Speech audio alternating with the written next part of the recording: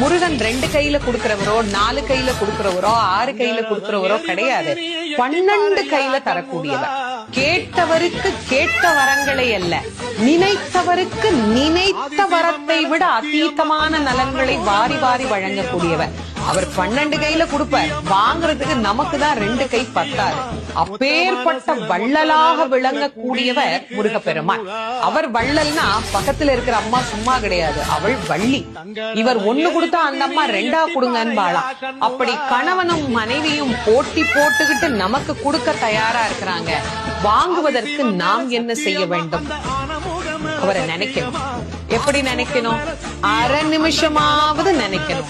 அரை நிமிஷம் எப்படி நினைக்கணும்? எனக்கு கொடுப்பாரு, எனக்கு கொடுப்பாரு, எனக்கு கொடுப்பாருன்னு நினைக்க கூடாது.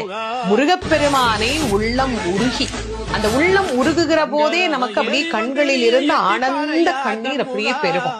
அந்த கண்ணீர்